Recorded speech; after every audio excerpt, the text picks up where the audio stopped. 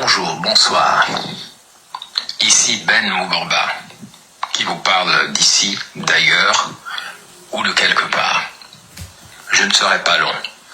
C'est un message adressé à la garde républicaine du Gabon, en général, et à son nouveau commandant en chef, le colonel Brice Oligui Nguema. Je vais dire 3 choses. La première chose est que vous, la garde républicaine, vous n'êtes pas une armée. Vous n'êtes pas une armée nationale, vous n'êtes pas une armée consciente. Vous êtes une secte militaire. Et je vais vous dire pourquoi. Et si vous êtes une secte militaire, autant pour moi, votre commandant en chef n'est pas un commandant en chef, c'est le gourou d'une secte. Et vous l'avez démontré récemment. Et deuxièmement, je vais vous parler de l'armée nationale, l'armée consciente, dans le Gabon d'après. En espérant ne pas abuser de votre temps, laissez-moi vous dire donc, premièrement, que vous êtes une secte militaire. Il faut que cela cesse. Parce qu'une armée, une force de défense et de sécurité est d'abord chargée, bien sûr, de défendre les frontières, de défendre les citoyens, mais aussi de défendre la Constitution. Parce que la Constitution, c'est ce que nous avons de commun. Mais lorsqu'on voit à la faveur d'une cérémonie militaire quelconque supposée être organisée pour un Saint-Ange dit Saint-Michel, un 10 octobre 2020, qui n'est même pas la fête de Saint-Michel, parce que les catholiques fêtent Saint-Michel le 29 septembre, mais bon, vous l'avez fait apparemment de manière décalée, comme le pouvoir du Gabon aime bien faire les choses. Mais je vais vous dire ce qui est choquant. C'est lorsque des militaires, qui n'en sont pas, j'ai dit que vous êtes une secte militaire, des militaires portent en triomphe un commandant en chef qui est un colonel qui a remplacé un général. Le général Grégoire Nkuna était votre dernier commandant en chef. Je l'avais prévenu il y a quelques mois qu'il fallait qu'il change avant qu'il ne soit trop tard pour lui. Il m'a pas entendu et il est parti dans des conditions déplorables, notamment après l'assassinat inexpliqué par un commando, probablement de votre secte militaire, l'assassinat du commandant Emar Bina de la marine marchande pour des raisons que l'on sait et sur lesquelles je ne veux pas m'étendre, mais nous avons cette information. Vous êtes une secte militaire parce que des militaires ne peuvent pas porter en héros un commandant en chef qui est un colonel dont on ne connaît pas les faits militaires ou les actes militaires qui justifient ce port en triomphe quand vous le transportez en chantant la chanson d'Ali Bongo. Quand vous dites ah, Oligui, oh, oh, Oligui n'est pas mauvais, mais ça c'est la chanson que vous avez chantée à Ali Bongo il n'y a pas si longtemps, quand on disait qu'Ali Bongo était vivant. Je ne veux pas m'étendre sur Ali Bongo mort ou vivant, mais je vous parle à vous qui protégez la présidence de la République, non pas la Constitution, mais la présidence de la République. Vous êtes une secte militaire parce que c'est pas votre rôle, comme vous l'avez fait avec Aki Disco, que je respectais. Son dernier concert était dans mon village à Moabi, lui-même membre de votre garde républicaine, protecteur du système autocratique du Gabon. Eh bien, vous avez porté Ali à l'époque en triomphe, en criant « Ali n'est pas mauvais », devant un mercenaire français habillé d'ailleurs en militaire, entre guillemets, de la garde républicaine. Vous êtes une armée de Mamiwata, vous êtes une armée de chats. Militaire d'ailleurs, ça veut dire étymologiquement Émilie ou milice de terre, milice terrae, les milices qui envahissent la terre avec des griffes, avec des dents, qui considèrent que ceux qu'ils attaquent, ce sont que des rats, des musaraignes, des souris, donc ils peuvent les dévorer, peuvent les tuer, parce que la robe qu'ils portent, la couleur du chat, conditionne d'ailleurs son comportement psychologique. Et vous, vos 4 couleurs sont les couleurs des 4 cavaliers de l'Apocalypse. Le vert, qui apporte la mort, le noir, la désolation, le rouge, le sang, le blanc et tout le découpage découragement qui s'en va avec. Vous êtes les cavaliers de l'Apocalypse et vous vous habillez dans ces 4 couleurs. Nous l'avons remarqué. Vous êtes une secte militaire. Il faut que ça change. Donc, je ne veux pas m'étendre dessus, mais porter Oligui Nguema en triomphe. Vous voulez montrer quoi aux Gabonais? Qu'Oligui Nguema va faire un putsch, un coup d'état militaire comme le lieutenant Kelly Obiang il y a 2 ans ou 1 an et demi, coup d'état qui n'a pas marché. Donc c'est Oligui qui va faire le coup d'état, mais en faveur de qui? Pour lui-même, ou bien pour quelqu'un d'autre, ou pour Noureddine, ou je ne sais pas, ou pour Sylvia, ou pour Madame Marie-Madeleine Boronto. Il faut nous le dire déjà. Vous êtes une secte militaire. Et voilà pourquoi, dans le Gabon d'après, on va changer votre organisation. Et je voudrais justement conclure sur ce point.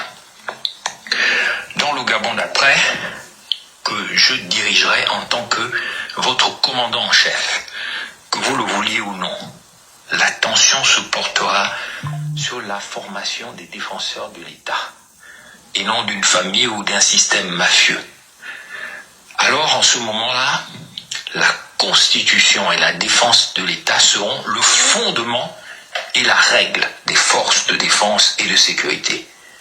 Pour cette raison, les forces de défense et de sécurité et un corps de défense de la Constitution qui remplacera la garde républicaine, je dis bien le corps de défense et de la Constitution remplacera la garde républicaine. Eh bien, les FDS, forces de défense et de sécurité, et le corps de défense de la Constitution seront organisés en conformité avec l'objectif que j'ai défini plus haut, à savoir principalement sauvegarder, protéger les frontières d'une part, et ensuite devenir une armée nationale, c'est-à-dire une armée consciente, qui n'est pas faite pour danser comme des sirènes, comme des homosexuels ou des transsexuels. Ali n'est pas mauvais, Oligui n'est pas mauvais, c'est pas votre mission ça.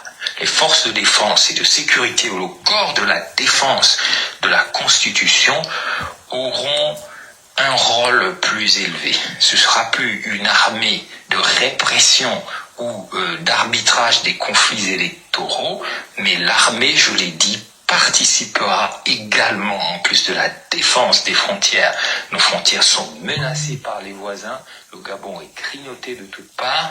Eh bien, le corps de défense de la Constitution qui remplacera la garde républicaine et les forces de défense et de sécurité formeront une armée nationale qui participera à la conscientisation des citoyens parce qu'elle sera devenue une armée consciente. Donc c'était un court message de Ben Moubamba. Je suis toujours en train de prier et de méditer pour le Gabon d'après. Quand je reviendrai, j'aurai l'occasion d'expliquer à tout le pays pourquoi il faudra également réformer l'armée du Gabon, les forces de défense et de sécurité, dissoudre la garde républicaine pour en faire un corps de défense de la Constitution. Je vous remercie. Ici Ben Moubamba. Nous sommes très exactement le dimanche 28 juin 2026 et j'ai l'honneur, comme d'habitude, de venir m'adresser à vous, mon peuple gabonais, et aussi aux amis du Gabon, qu'on appelle aussi le monde d'après. Mes chers compatriotes, mesdames et messieurs, le sujet de cette conférence dominicale, à deux jours de la célébration de la fête, on va dire ça, non, c'est pas à 2 jours, disons à 2 mois, au jour près, de la célébration dans le Goïvindo, au nord-est du Gabon, de ce qu'on a appelé maintenant le coup de libération ou coup d'État, au putsch militaire du général Oligui Nguema, avec ses compagnons, Ulrich Manfumbi et bien d'autres. À 2 mois de la célébration de ce coup de libération, on apprend que, bah voilà, un policier du nom de Gaël Biguidi est mort après avoir été arrêté une semaine, après avoir été mis en état d'arrestation pendant une semaine. Il est mort mystérieusement, dit-on pour certains, il est mort d'empoisonnement. Un policier qui dénonçait une forme de magie sexuelle qu'on voulait lui imposer dans le cadre d'un occultisme local. Je ne vais pas entrer dans les détails, par politesse et par ouverture d'esprit, par éthique, je ne vais pas donner les raisons profondes. Mais la mort de ce policier confirme ce que je viens de dire. Dans l'extrait que vous venez d'entendre avant cette émission, il s'agit d'un discours prononcé le 15 octobre 2020, le 15 octobre 2020, depuis Moscou, en Russie. Le 15 octobre 2020, je m'étais adressé au nouveau commandant en chef de la garde républicaine, le colonel Oligui Nguema, et je lui avais dit, on a chanté pour vous, Oligui n'est pas mauvais. Cela est mystérieux puisque c'est la chanson que la garde républicaine réservait à Ali Bongo, le commandant en chef, le président de l'époque. On disait Ali n'est pas mauvais. Ensuite, dès qu'on s'est mis à chanter Oligui n'est pas mauvais, vous pouviez être sûr qu'un coup d'État, un putsch militaire, suivrait ces événements, et c'est exactement ce qui s'est passé. Lorsque j'ai prononcé ce discours que vous venez d'entendre, le 15 octobre 2020, eh bien entendu, comme d'habitude, en tant que prophète politique, je n'ai pas été compris, comme il est écrit dans les évangiles, aucun prophète n'est compris parmi les siens. Il n'est compris que beaucoup plus tard, et parfois c'est déjà trop tard, il est mort, le prophète. Mais vous ne l'avez pas compris. C'est une règle éternelle, mais chemin faisant, plus les faits vous donnent raison en tant que prophète politique, plus ça vous rend légitime pour parler. Parce que nous ne parlons pas par haine de X ou de Y, nous ne parlons pas parce que nous en voulons à quelqu'un, nous parlons parce que nous avons compris les données du débat, c'est tout. Donc aujourd'hui, je viens déjà par avance d'abord condamner la mort mystérieuse du policier Gaël Minguidi, qui est mort empoisonné comme Anaclet Bissiello, le sociologue, qui était pro-Jean-Ping, qui est mort comme Mukani Wangu, empoisonné, qui est mort comme Richard Moulomba, empoisonné, qui est mort comme Stempilov, quoi qu'on en pense, empoisonné, qui est mort comme Richard Moulomba, je l'ai cité, on pourrait, comme le syndicaliste Mombo, et comme aussi l'activiste matricule 001, il s'appelait Mombo King aussi, tous ces gens sont morts dans des conditions mystérieuses. Et ça justifie la réforme des forces de défense et de sécurité que j'appelle de mes voeux depuis des années. Pour en faire quoi? Pour en faire une armée consciente. Pour en faire une armée de défense de la nation. D'abord, une représentation de la nation. Oui, on pourrait rajouter Fabien Méré, plus ceux qu'on ne connaît pas. Et je suis sûr que même ceux qui sont en prison aujourd'hui, tels que Billy Bizet, vous savez que je ne suis pas son ami, mais je suis contre le fait qu'il soit détenu dans les conditions qui sont les siennes, alors même qu'on a vu ce qui est arrivé à une des personnes qui m'a fait le plus de mal dans ma vie, l'ancienne première dame Sylvia Bongo, dont les traitements, il faut le reconnaître, ne correspondent pas à l'état de droit, à la justice que nous désirons pour notre pays, c'est-à-dire une justice qui soit égale pour les forts et pour les faibles. Mais pour l'instant, c'est un rêve. En tant que philosophe, moi j'aime bien ce que dit Pascal, le philosophe français, dans ses pensées. Il dit il faut donner la justice à la force et il faut donner la force à la justice. Je répète, il faut donner la justice à la force et il faut donner la force à la justice. Mais si vous donnez seulement la force à la force, en achetant par exemple pour 131 milliards de francs CFA à Israël des tonnes d'armes, alors que le Gabon n'est pas menacé pour le moment, il a besoin d'une réforme des forces de défense et de sécurité pour avoir une armée nationale consciente et aussi un corps de défense de la Constitution. Ces réformes sont fondamentales dans un continent en déliquescence, alors que le Gabon doit retrouver son rôle de leadership naturel en Afrique subsaharienne, sans que ce soit le culte de la personnalité de X ou Y, mais redonner au Gabon la place qui était la sienne du temps d'Omar Bongo, Albert Bongo, qui n'était pas un modèle de démocrate, mais qui était quand même un leader visionnaire avec une capacité de préserver la mystique de l'État qui est en train d'être dévoyée aujourd'hui à coup de reportages sur TikTok, de blagues avec Cash Mokwama et d'autres, donc une détérioration de la mystique de l'État, une dévaluation du corps mystique de l'État à travers des jeux sur les réseaux sociaux et à travers aussi une fausse proximité qui n'est que le prolongement d'un vrai faux coup de libération qui fut en réalité un montage et qui montre que si aujourd'hui un policier, donc un membre des forces de défense et de sécurité, peut mourir dans les conditions qui sont les siennes et que sa famille est menacée comme quoi il ne faut pas parler, alors qu'est-ce que ça a de différent avec la mort d'un autre membre des forces de défense et de sécurité, le lieutenant Bounda, plus tous ceux qui sont morts dans la garde républicaine depuis 3 ans, et plus ceux qui sont morts comme le commandant de la marine marchande, le commandant Mbina, qui a été tué sous Sylvia Bongo et sous la marionnette Ali Bongo, au large de la mer.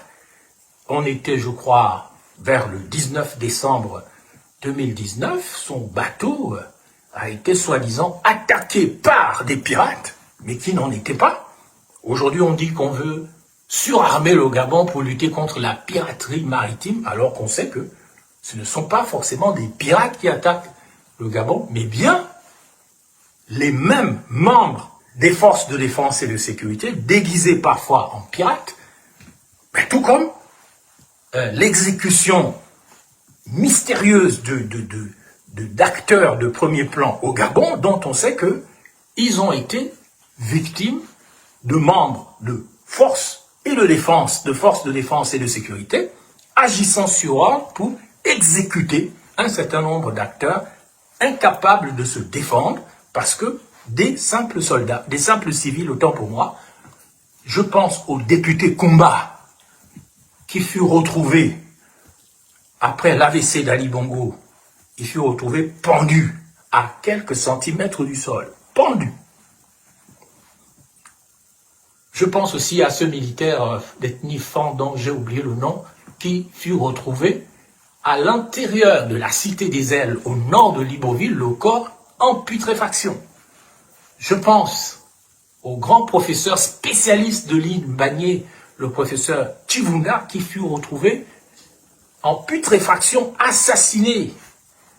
Bonsoir, Solange Ndina, assassiné dans sa maison, Chivunga, en janvier 2023, ce qui a ouvert la porte finalement à la magouille des îles Mbagné et compagnie, parce que on avait assassiné le juriste le plus expert de la question de Mbagné. On l'avait tué chez lui, on a récupéré les documents de Mbagné, et on a monté un vrai faux procès à La Haye pour faire de la haute trahison contre le Gabon. Donc, quand je rappelle finalement mon discours de Moscou le 15 octobre 2020, je veux dire ceci. Pour reconquérir la vraie liberté face à la tyrannie du faux coup de libération du Gabon le 30 août 2023, mesdames et messieurs, la réponse d'un philosophe que j'aime beaucoup. Il est devenu un grand philosophe à 17 ans en France, il s'appelait La Boétie, il est mort seulement à 32 ans. Eh bien, notre réponse face au vrai faux coup de libération du 30 août 2023, dont nous allons célébrer l'anniversaire dans le Goïvindo dans 2 mois, eh bien, notre réponse tient en une célèbre formule de ce La Boétie, c'est-à-dire ne rien faire contre le tyran, en parenthèse Oligui, mais cesser de faire des choses pour lui. Car Oligui, c'est un mauvais. Tout le monde le sait déjà, malgré ce que dit la chanson. Oligui, c'est un mauvais. Tout le monde le voit. La mort de Gaël Mbidi, la mort de Bunda, la mort, les casses des maisons, et tout ce qui se passe, même si on dit que le Gabon a maintenant gagné des places dans l'indice démocratique international, il serait passé de 177 à 114, mais les faits sont têtus. Bonsoir Roland Ouagui. Les faits sont têtus, mesdames et messieurs. La justice reste à réformer, tout comme l'armée reste à réformer. L'armée ne peut pas être utilisée pour de basses besognes. L'exécution de compatriotes par empoisonnement ou par je ne sais pas quoi. Enfin, je suis obligé de rappeler ce que je sais par exemple à propos de Pierre Mamboundou. Pierre Mamboundou est mort le 15 octobre 2011 dans sa résidence de Libreville, Mindoubé. Il savait, en quittant ses bureaux d'AONG, de l'UPG, il savait que sa vie était en danger. Et un certain nombre de gens qui étaient autour de lui savaient aussi qu'il allait mourir. Donc, toute sa sécurité avait été démantelée. Lorsqu'il rentre chez lui, il sera exécuté par un commando militaire de l'armée de terre. Un commando de l'armée de terre conduit par le défunt colonel Roch Onganga. Roch Onganga. Ah, je le dis, portez-moi plainte, si vous voulez. Il sera exécuté chez lui. Il sera trahi par son village, le Ndende, trahi par son parti, l'UPG, et trahi par certains éléments de sa famille. Donc, mesdames et messieurs, la mort de Gaël Mingidi, le policier qui n'a pas voulu se faire entuber, qui l'a dénoncé et qui a été arrêté et exécuté par empoisonnement, dit-on par un poison qui s'appelle la ricine. Quand vous avez pris de la ricine et que vous commencez à avoir des troubles pulmonaires, vous êtes déjà mort. Moi, je ne comprends pas comment Richard Molomba, qui avait été empoisonné en 2023, je crois, puisqu'il a participé à la concertation du gouvernement de 2023, et que il a traîné avec des gens dont je ne donnerai pas les noms ici, à qui il a dit qu'il a été empoisonné. Je ne vous parle même pas des autres acteurs gabonais qui ont été sciemment empoisonnés. Donc, doit-on rappeler que le rein a pour rôle de filtrer tous les déchets de l'organisme? Écoutez, moi par exemple, qui vous parle, j'ai été empoisonné. J'ai été empoisonné quand j'étais au sein du gouvernement Issou-Senghonde. Comment on vous empoisonne? Mais c'est simple, après le conseil des ministres, on offre des repas, et puis il y a des ministres prudents comme Billy Bizet qui ne mangeaient jamais là, mais ça aurait dû attirer mon attention.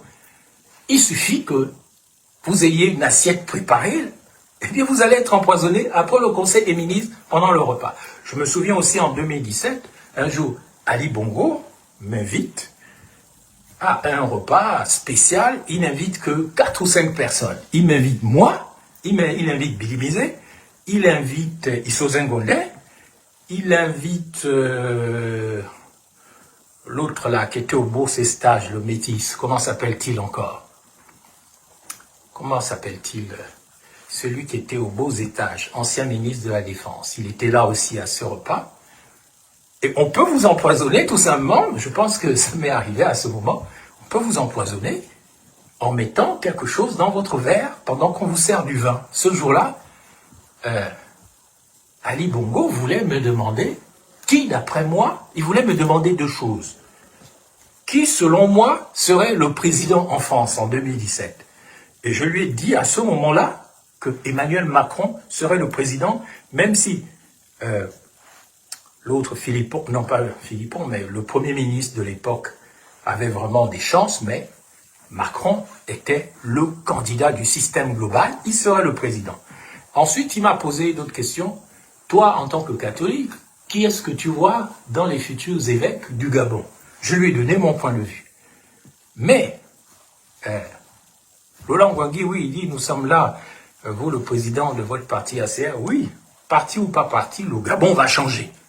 Oui, Étienne Massard, c'était lui qui était là aussi à ces repas, mais ils sont étonnés, ceux qui m'ont empoisonné, ils sont étonnés que je sois toujours vivant. Ils ont honte. C'est pour ça qu'ils ne parlent pas beaucoup. Ils ont dit, comment ce garçon, mais comment il a pu survivre au poison qui devait normalement lui noircir les reins, les organes, tout machin. Il a réussi à échapper à ça. Et d'ailleurs, en 2018, fin 2018, quand j'ai quitté le Gabon, je n'en avais plus pour longtemps. Et c'est pour ça d'ailleurs que le colonel Bongo, comment s'appelle-t-il, le frère d'Ali Bongo, le colonel, lorsque j'ai quitté le Gabon, on m'a retenu pendant un quart d'heure à l'aéroport et on a appelé la présidence. On a dit, c'est Frédéric Bongo, hein, c'est ça, le colonel, patron des renseignements à l'époque. On a dit à l'époque, je me rappelle, lorsque ma famille est rentrée en France, moi je suis resté, je suis allé faire la campagne des présidentielles à Moabi. Il s'est passé ce qui s'est passé avec Noël Mbomba, avec tout le Gotha du PDG qui avait décidé de me tuer politiquement. Et il savait qu'il m'avait mis quelque chose dans le ventre et il n'attendait que oui, Frédéric Bongo, il n'attendait que l'annonce de ma mort en fin 2018. Lorsque j'arrive à l'aéroport, les gens de l'aéroport appellent la présidence pour demander est-ce qu'ils peuvent me laisser partir. L'un d'entre eux, d'ailleurs, me dira plus tard que Frédéric Bongo a dit laissez-le partir, laissez-le aller mourir ailleurs. Il est cuit. Il est cuit. Mais non, je ne suis pas cuit. Je ne suis pas cuit, vous le voyez bien. Je ne suis pas cuit. Donc on peut toujours échapper aux empoisonnements par la grâce de Dieu, par la médecine, notamment la médecine russe. Je préfère m'arrêter ici. Les Russes, qui sont des spécialistes de poison, soit pour vous empoisonner, vous pouvez aller acheter des poisons là-bas, mais il peut aussi vous guérir de certains poisons, certains empoisonnements. Mesdames et messieurs, je viens aujourd'hui pour dénoncer la mort de Garel Mingidi, le policier qui a été assassiné dans des conditions mystérieuses et arrêté parce qu'il avait tout simplement dit que on voulait le forcer à faire des choses impolies, mystico-bizarroïdes, que lui a refusé. Donc, je vais maintenant parler longuement de trois choses essentiellement. Je vais vous parler de ce que c'est que la servitude volontaire, comment on peut en sortir au Gabon et comment devenir des citoyens pleins, puissants, entiers. Sinon, nous n'allons jamais nous en sortir au Gabon. Mais avant, je dois préciser ceci. Il y a des actions concrètes, mes chers compatriotes, contre le système du 30 août 2023 au Gabon. Premièrement, s'il vous plaît, arrêtez de soutenir le pouvoir pour fortifier une forme de tyrannie. C'est-à-dire qu'on vous casse les maisons, on vous arrête, on vous tue, on vous frappe, on vous menace, on vous met en prison vos gens, on vous détruit vos partis, on fait tout ça. Et vous continuez quand même de faire la servitude volontaire. Il faut arrêter ça. Et je vous expliquerai comment. Il faut aussi, deuxièmement, pratiquer la désobéissance passive, c'est-à-dire retirer son consentement au pouvoir sans utiliser la violence physique. Parce que si Oligui Nguema achète des armes israéliennes, c'est parce qu'il sait que, en tant que tigre, en tant que panthère, en tant que chat, 1000 chats ne peuvent pas tuer, 1000 souris ne peuvent pas tuer un chat qui a des dents et qui a des griffes. Les griffes, ce sont les armes. Les dents, les crocs, ce sont des armes. Les souris qui vont dire « Oh Pingo, le peuple est là, oh Pingo, on va manifester ». Mais vous allez vous faire tuer. Donc, Il faut plutôt pratiquer la désobéissance passive, retirer son consentement au pouvoir sans utiliser la violence physique contre des chats qui ont des griffes et des dents. Il y a une autre manière de faire. Vous devez d'abord changer votre fréquence. Votre fréquence ne doit plus être la fréquence des souris, des rats, des musaraignes dans lesquelles on veut vous enfermer. Mais changeons notre fréquence. Si avant, on nous prenait pour des chats, pardon, je me trompe tout le temps, eux, ce sont les chats de pouvoir. Si avant, ils nous prenaient pour des souris, des rats, des musaraignes, changeons notre fréquence. Devenons soit des faucons, des aigles, ou devenons des serpents. La puissance respecte la puissance. Mais si nous n'avons pas la force d'avoir des griffes et des dents, c'est pas la peine d'essayer de dire, moi aussi, je vais devenir une souris qui a des griffes et des dents, parce que c'est impossible. Change ta fréquence. Deviens un serpent qui a du venin et le chat va te respecter. Et une fréquence d'aigle ou de faucon, eh bien, le chat va te respecter. Donc, il faut aussi arrêter de soutenir le pouvoir. Il faut désobéir. Il faut pratiquer la désobéissance passive en retirant le consentement, en arrêtant de chanter la gloire des gens, de nourrir la suffisance des gens, comme oh, j'ai eu le taxi Gab, oh, j'ai fait ceci, oh, j'ai eu des vaches, après, on n'est pas content. Il ne faut pas consentir au pouvoir et il ne faut pas utiliser la violence physique, c'est un piège. Mais surtout, il faut briser ce qu'on appelle le réseau de complicité. Refuser de devenir un maillon de la chaîne de privilèges du tyran. Être un maillon de la chaîne, c'est, vous les voyez, ils ne savent rien, ils sont bêtes, ils ont des voitures, ils ont des postes, ils deviennent des maillons de la chaîne comme avant, et ils sont prêts à soutenir les casses, ils ferment leur bouche, les empoisonnements, ils ferment leur bouche. Un bébé Berikia disparaît au Gabon. On dit Rinaldi, le petit qu'on a enlevé à Bitam, il sera en Guinée équatoriale. Aucune commission rogatoire internationale. Et à part ça, on dit, bah oui, le Gabon, ça marche, puisqu'on a quelques immeubles sur la baie des Rois. Aucun principe, aucune valeur, aucune norme, tout que dans le matérialisme. Et même si on vient te casser, tu fermes ta gueule, parce que tu es maintenant devenu un maillon de la chaîne, comme les sénateurs qui étaient dans la société civile, ils ferment leur bouche, les députés. Ils sont au Conseil économique, social et environnemental, ils ferment leur bouche. Il faut cesser de devenir des maillons de la chaîne des privilèges du tyran, parce qu'on vous a donné un peu d'argent, vous allez investir dans les hôtels en Ndjolé, vous avez un peu de mian, vous êtes maintenant directeur général, comme Stéphane Nzeng, pour ne pas le citer, ou bien mon ami et frère Jean Delors, de l'agence alimentaire à Gaza. Vous oubliez tous les principes, toutes les valeurs, toutes les normes qui vous ont guidé pendant des années pour devenir le maillon de la chaîne. On ne vous reproche pas d'être au pouvoir.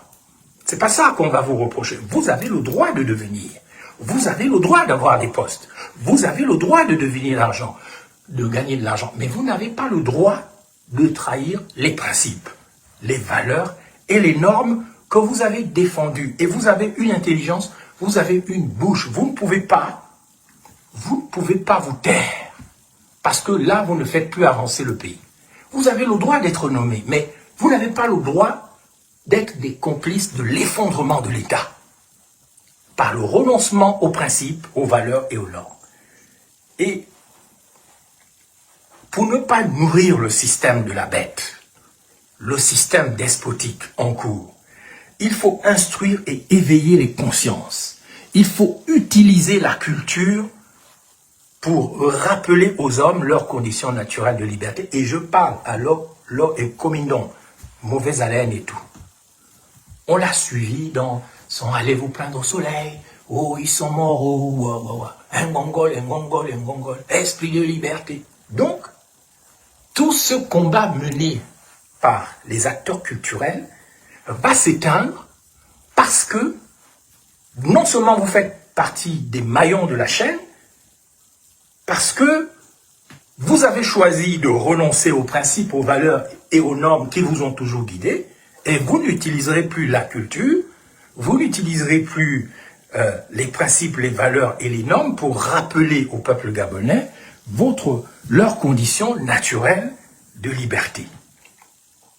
Je comprends que à un moment, les gens se disent, bon, j'ai 50 ans, j'ai 60 ans, est-ce que vraiment, je m'appelle Fumbola, est-ce que vraiment le refus de servir le système despotique va-t-il suffire pour conquérir la liberté? Ça, c'est la question que Fumbola se pose tous les jours.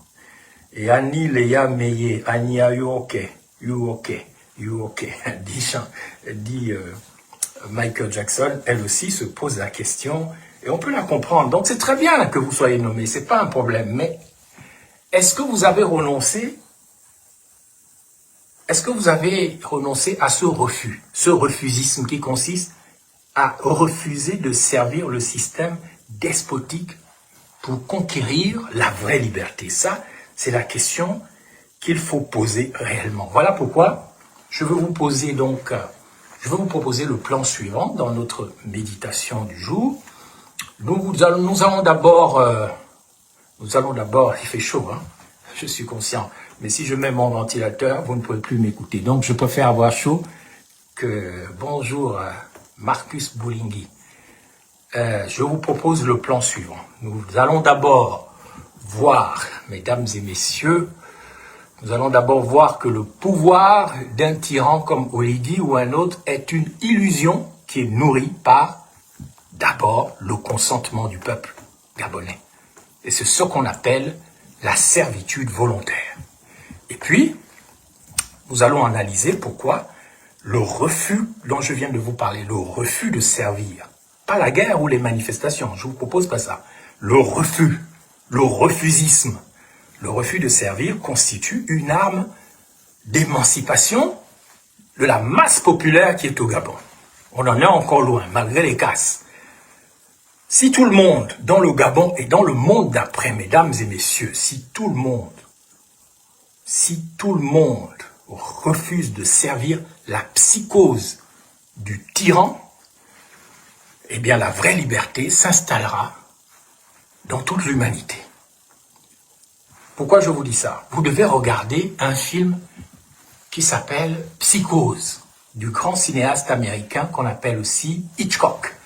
Dans ce film qui s'appelle Psychose, eh bien, une femme, quand on dit une femme, entendez aussi une âme, une personne, une énergie. Une femme est dans une voiture, on ne sait pas ce qu'elle fuit, elle a peur, elle roule toute seule, elle arrive dans une auberge bizarre. Une auberge bizarre qui a été représentée dans les films gabonais, parce que les films gabonais, vraiment, le ministère de la Culture dans le Gabon d'après sera un ministère d'État très puissant. Mais je ne veux pas développer ça, parce que tout est dans la culture. Donc, la femme en question, dans Psychose de Hitchcock, elle arrive dans une maison, un manoir hanté, une sorte d'hôtel. Elle arrive sous la pluie. Dans les films gabonais, on appelle ça l'auberge du salut. L'auberge du salut des âmes. Les âmes en peine. Les Gabonais sont des âmes en peine. Elles fuient, on ne sait pas quoi. Elles sont toujours là en train de crier, on va encore faire comment? On va encore faire comment? On va encore faire comment? On va encore faire comment? Et donc, dans Psychose de Hitchcock, la femme arrive, elle est accueillie par un gars bizarre. Un smooth criminel, un criminel rituel, un bandit, un tueur. Parce que les tueurs, ils aiment s'habiller en noir. Ils ont des cœurs de Saturnien, de Saturne. Saturne, c'est Satan, c'est le diable en fait. Ça ne veut pas dire que le diable est noir, mais ça veut dire que en fait, la planète Saturne, avec ses anneaux, ça représente dans l'occultisme, allez demander à Patrick Guémandon, ça représente le temps. C'est pour ça que les pédégistes disent, c'est le temps, c'est Satan, c'est Satan. Donc, le gars, il s'habille comme Satan, Il accueille la fille, elle est la seule cliente, elle prend une chambre à l'auberge du Salut, que ce soit la chambre, l'auberge en question du Salut représente soit un parti politique, soit une église, soit un travail, soit un concert. C'est l'endroit où toute âme, sous la forme d'un oiseau, va chercher un abri.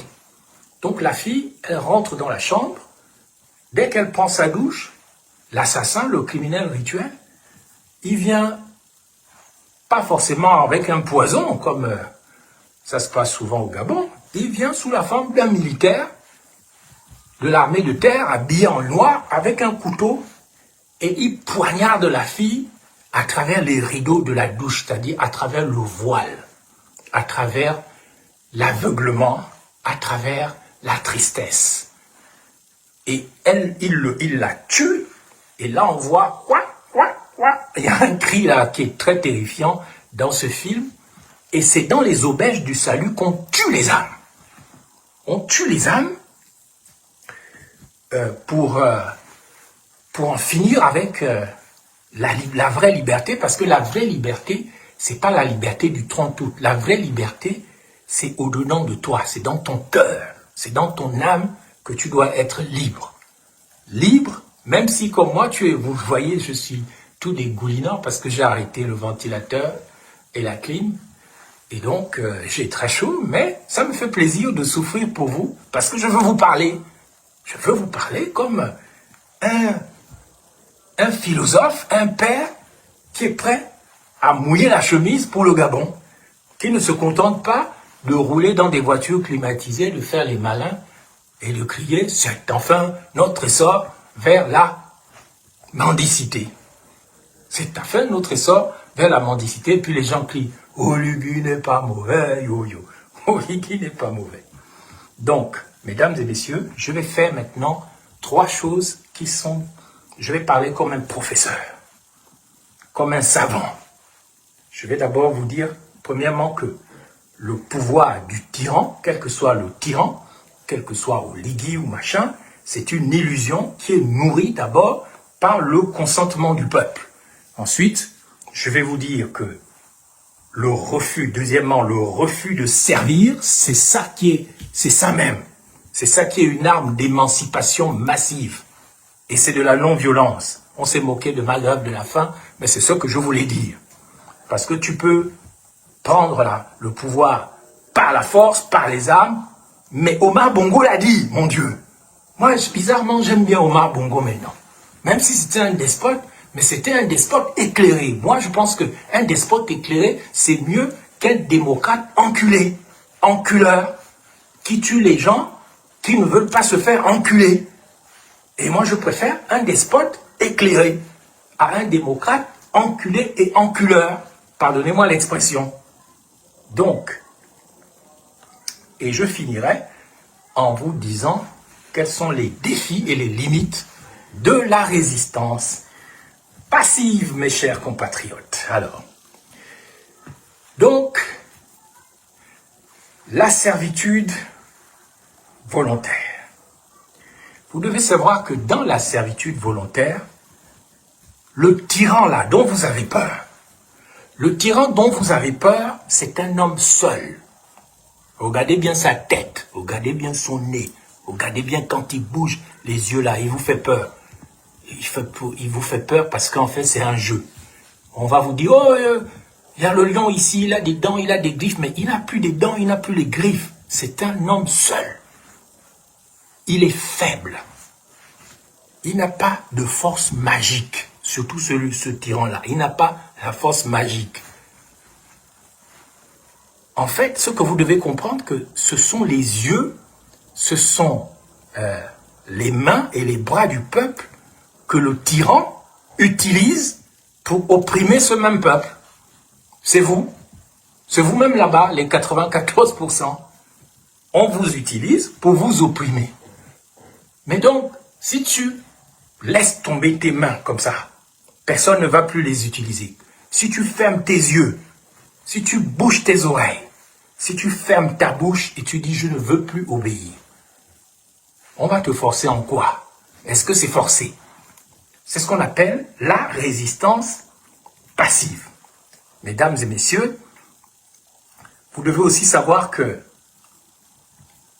on accepte d'être des serviteurs volontaires, des esclaves volontaires, parce que on a mis en place dans le pays un mécanisme de l'aliénation. L'aliénation, surtout par une chose, l'habitude. C'est-à-dire que vous acceptez de vous laisser enfermer dans ce qu'on appelle l'habitude. On a toujours fait comme ça, mais on va encore faire comment? Ah, laissons comme ça. Tu es né à Machu Picchu, tu as grandi à Machu Picchu, tu vas mourir à Machu Picchu. Tu n'as jamais rien vu. Bon, c'est pas grave. Moi, je suis né à Machu Picchu. J'ai grandi à Machu Picchu. Je vais mourir dans le caca du Machu Picchu. Je peux même pas me jeter dans la Rambo, dans la Batavia, tout ça, c'est sale. C'est normal. Moi, je suis un caca, je suis sale. Allez. Donc, laissons ça comme ça. Donc, il faut lutter contre ce qu'on appelle l'habitude. Parce que l'habitude, c'est le début de l'aliénation. On vous force à accepter l'habitude. Cette habitude qui est finalement la clé de votre emprisonnement. Et on vous enferme aussi dans ce qu'on appelle les coutumes. La coutume, ça t'empêche de te sentir libre, surtout les nouvelles générations. Et là, les gens finissent par prendre leur cage pour leur état naturel, oubliant qu'ils sont nés libres. Et c'est ce que Philippe Maury, le grand cinéaste gabonais, a montré dans son film La Cage, que vous pouvez retrouver sur YouTube. Dans La Cage, il montre un Gabonais qui a fait ses études en France de médecine. Il revient, mais dans sa tête, il est déjà un pédant.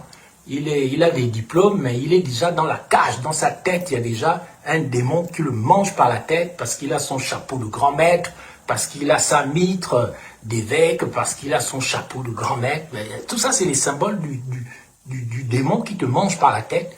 Donc, il arrive et il va aller trouver, je ne sais pas, vers Medoune ou Donguila, un blanc qui en réalité a existé. C'est le père du philosophe français, enfin faux philosophe français, Bernard-Henri Lévy.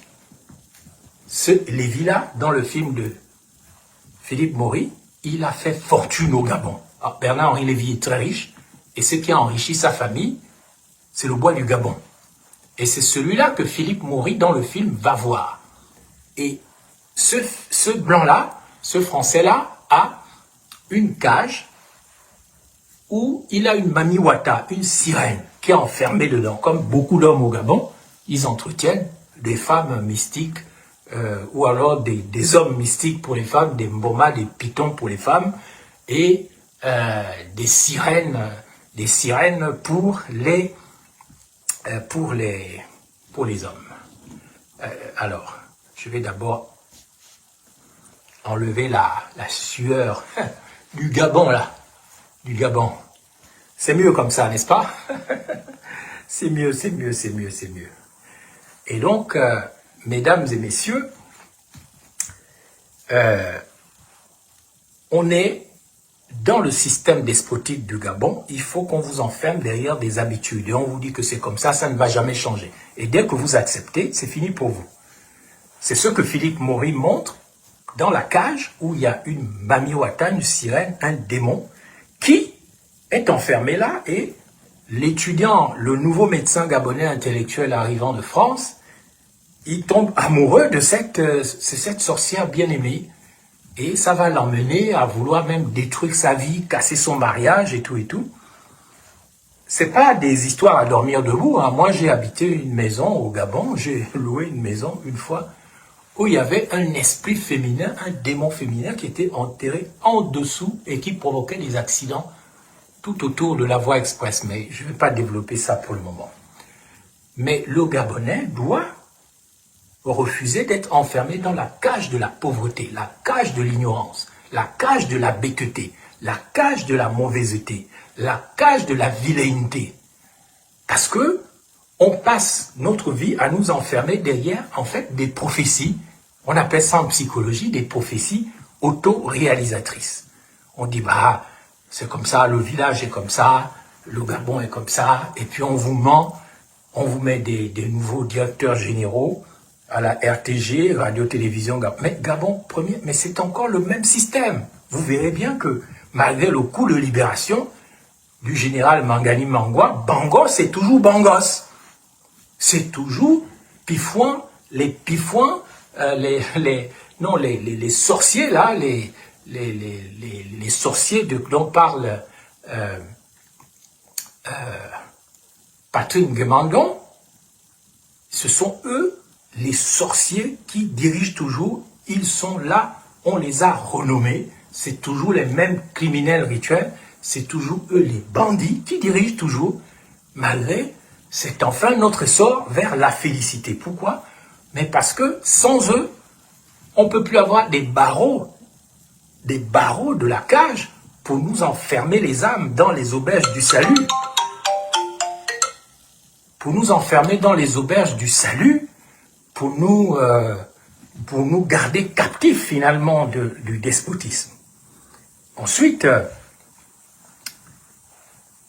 pour ne plus avoir ce qu'on appelle des esclaves à perpétuité volontaire au Gabon, il faut casser ce qu'on appelle la dépendance intéressée, c'est-à-dire la dépendance à la pyramide. Pourquoi? Parce que le tyran, que ce soit Oligui ou un autre, il n'est jamais seul.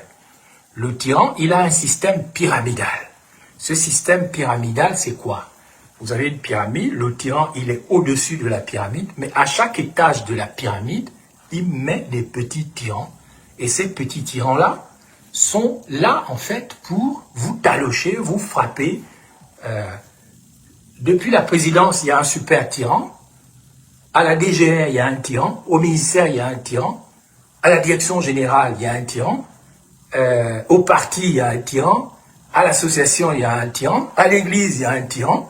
Et donc, tant que les Gabonais n'auront pas arrêté la dépendance à la pyramide, eh bien, vous serez toujours écrasés. Il ne faut pas obéir au système pyramidal qui fait que vous quittez du grand camarade ou du distingué camarade, mais partout il y a des camarades, ceci, camarades, nous voilà au Parc Mala et tout. Et tous ces gens-là, quand vous acceptez ce système, quand vous dépendez de ce système, vous êtes dans la servitude volontaire, le système des yaya, ceci, il y a machin, il y a truc bizarre, il y a... Quand vous acceptez ça, peuple gabonais, vous êtes dans la servitude volontaire. Vous êtes dans l'esclavage à perpétuité. Vous pouvez attendre tous les sauveurs du monde que vous voulez, tous les candidats, les politiciens charismatiques, à l'abri du besoin et de tout ce qu'on veut, machin, vous n'aurez rien. Parce que c'est vous-même qui vous auto-enfermez dans les cages. Vous êtes les prisonniers volontaires, les esclaves volontaires à perpétuité du système despotique. La solution, c'est le refus de servir le système. Le refus, déjà intérieurement, tu dis « je refuse ». C'est pour ça qu'on vous demande votre consentement même dans les églises. Acceptez-vous ou reconnaissez-vous. Dès que tu dis « oui oh, c'est fini », tu es cuit. Tu as déjà donné ton consentement. C'est pour ça que deuxièmement, je veux vous parler de ce qu'on appelle le refus de servir. C'est ce qui est une arme, une véritable arme d'émancipation massive qui est non violente. Parce que premièrement, mesdames et messieurs, la violence armée est inutile. Combattre le tyran, c'est ce qu'il veut. Il veut que tu viennes le combattre par la force. Lui, il est surarmé déjà. Hein. Il a déjà vendu le pays. On lui a déjà promis en Israël, en Guinée équatoriale, ceci ou cela. Combattre donc le tyran par la force ne fait souvent que remplacer un maître par un autre. Et c'est ceux qui risquent de piéger l'AES. Vous savez que j'aime bien les gens de l'AES, mais je vois qu'ils sont en train de... Ils risquent de tomber dans ce piège qui consiste à combattre le tyran par la force et, pour ainsi dire, le remplacer un maître par un autre. Au lieu de faire les réformes constitutionnelles par lesquelles vous êtes protégés pour l'éternité. Le philosophe dont je viens de vous parler, le jeune Laboïsi, à 17 ans, il a écrit donc un discours contre la servitude volontaire dans lequel il a rejeté l'idée d'un complot violent, d'un régicide, de tuer les gens, il faut tuer, il faut massacrer. Moi, je ne vois pas un seul coup d'État sanglant qui a fait avancer, même les Français qui ont coupé la tête et son zizi à leur roi Louis XVI et à sa femme, la reine Marie-Antoinette. Ils ont des problèmes aujourd'hui, 200 ans après, parce qu'ils ont un mauvais karma du sang. Marcus Bulingui dit il est important de réformer le Gabon, son élite intellectuelle, militaire, quitter la caverne pour vraiment épouser la lumière, pour ne pas baigner dans les mêmes eaux. C'est exactement ça. Le Gabon a besoin de ce qu'on appelle une révolution ontologique et intellectuelle. Oligui Nguema m'écoute tellement que j'ai reconnu mes idées quand il a reçu le grand prix de Grand Croix du CAMES, Gand universitaire. Mais c'est très bien, mais l'intellectualité, c'est pas seulement avoir des prix, aller à l'ordre de Malte, à recevoir des colliers, des chapeaux qui te mangent par la tête. Non, l'intellectualité est d'abord une manière de vivre. Si tu as une manière de vivre qui correspond aux principes, aux valeurs et aux normes, tu n'as pas besoin d'avoir fait de grandes études ou d'avoir reçu tel prix ou pas, parce que c'est ta manière de vivre. Tu peux être très intelligent parce que au moins tu sais lire le livre de la nature. Tu sais interpréter vraiment ce que c'est que la nature. Parce que la nature, c'est le livre où la nature, c'est la forme physique de Dieu qui est la lumière en fait. Je ne vais pas développer ici ce qu'on appelle en philosophie leibnizienne, en mathématiques philosophiques, on appelle ça la monadologie. C'est-à-dire comment ce qu'on appelle Dieu est une monade, une sorte de cerveau, une sorte d'unité la plus simple possible, tellement grand que dans les évangiles, on dit sous son nom, Dieu est amour. C'est-à-dire, il est la providence. Et donc, il faut rejeter toute tentation d'aller vers des révolutions sanglantes. On a vu ce que la révolution sanglante a fait en Libye. Ça n'a mené nulle part. Je préfère vous proposer, pour casser la servitude volontaire, je préfère vous proposer ce qu'on appelle la puissance de l'action passive.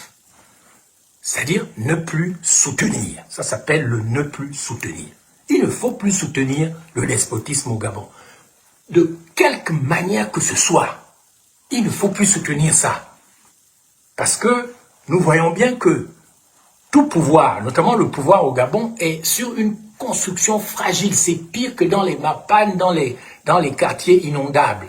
La maison repose sur des fondements qui vont s'écrouler. En fait, si vous dites non, mesdames et messieurs, je ne veux plus servir. Si vous dites non, collectivement, par une forme d'inertie, et sachez que c'est ça votre plus grand acte de souveraineté. Votre plus grand acte de souveraineté, c'est pas d'aller dire on veut la guerre, on veut ceci, on veut tuer, on veut se venger, non.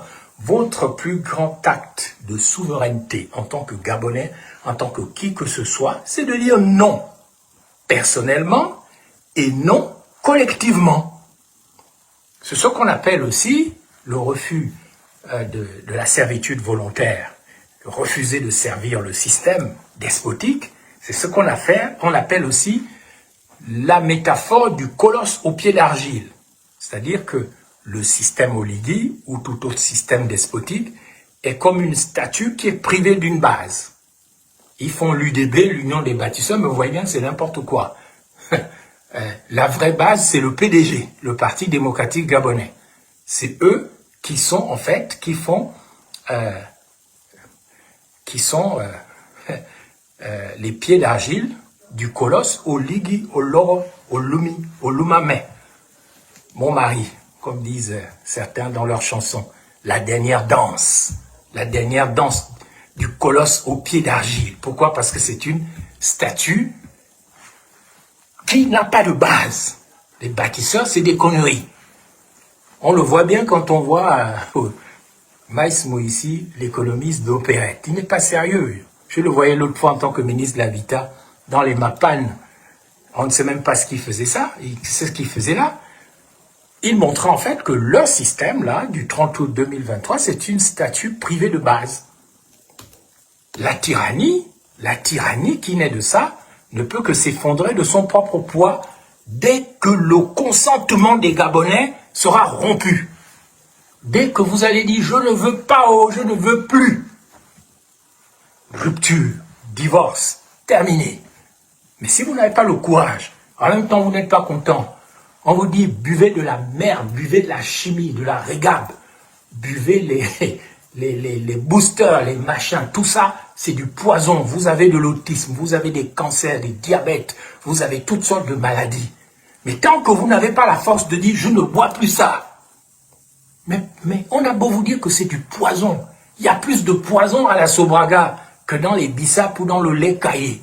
Peut-être qu'il y a quelques bactéries, bon, tout ça c'est la nature, dans le lait caillé ou dans les bissap, mais tout ça c'est naturel. Tandis que les boissons de la Sobraga, on refuse ça en France parce qu'on sait que dedans, il y a des sans fou la mort, il y a de la mort, il y a de la chimie, il y a du zinc, il y a des trucs qui te rendent stérile, il y a des trucs qui provoquent aux femmes des kystes ovariens, il y a des cancers, il y a des AVC même pour les enfants qui n'arrêtent pas de boire les produits de... Mais toi, tant que tu n'auras pas la force de dire « je ne veux pas, je refuse, non, je ne veux plus », voilà, ben, tu ne vas jamais provoquer par ton consentement la rupture du système. Tu vas continuer d'aller boire ça parce qu'il y a le sucre. Mais tu ne sais pas que le sucre, c'est ce qui te donne le diabète. Esclave volontaire. Tu vas mourir d'AVC. Je connais tellement de gens qui sont morts d'AVC au Gabon. Et pas n'importe qui. Ils ont des gros ventres, ils roulent dans des grosses voitures, ils ont le diabète, ils ont des AVC, ils ont des cancers, ils ont l'infertilité, ils ont plein de maladies, les enfants qui naissent autiques. Mais c'est la chimie, c'est les produits chimiques. Parce que en réalité, si le système despotique était sérieux, ils allaient racheter la Sobraga. Moi, je ne dis pas qu'il faille interdire la Sobraga, mais je dis que le Gabon doit, si vous avez racheté une entreprise toxique, sans argent et endetté comme Assala, soi-disant pour faire le pétrole, mais vous pouvez acheter la Sobraga. Et vous allez mieux contrôler à travers les partenariats publics-privés, avec un capitalisme d'État, une partie appartient à l'État, une autre vous confiez à des privés qui sont sérieux, et vous contrôlez pour la santé des Gabonaises et des Gabonais et les populations du Gabon, vous contrôlez qu'est-ce qu'on met là-dedans. Mais tant que vous allez continuer de boire du poison chimique parce que ça a le goût, mais vous êtes des esclaves à perpétuité. Vous êtes dans la servitude volontaire à jamais. Parce que la liberté, elle est immédiatement retrouvée, car elle n'a jamais cessé d'être notre état d'origine. La liberté qu'on nous a vendue, le coup de libération, c'est du faux, c'est du n'importe quoi. Parce que la liberté, on ne te la donne pas. La liberté, c'est toi qui la prends. C'est toi qui dis non. C'est toi qui dis je brise mes chaînes. C'est toi qui dis je ne veux plus boire la régabe. C'est toi qui dis je ne veux plus boire le gino. Pourquoi je ne veux plus boire le gino? Je ne suis pas bête, comme un Gabonais, comme vous croyez. Parce que moi, je sais que gino, ça vient de djinn. Et djinn, c'est quoi? Djinn, ce sont des démons qu'on trouve beaucoup dans les pays arabes. Dans les déserts arabes, il y a des esprits qu'on appelle des djinns. Et ces esprits-là, c'est des esprits maléfiques qui sont là pour tromper, pour tuer, pour voler, pour mentir. Les djinns, cherchez les djinns. Les djinns qui sont sortis de la lampe d'Aladin, là. C'est de là que vient Gino. Donc, quand tu bois le Gino, tu avales un démon. Et il y a un démon qui est caché derrière le sucre et le sugar daddy. Le sugar Gino. C'est ça qui va t'empoisonner le pancréas. C'est ce qui va te chauffer le sang. C'est ce qui va te casser les reins. C'est ce qui va te donner le gros ventre alors que tu n'as que 25 ans. Tu as déjà un gros ventre.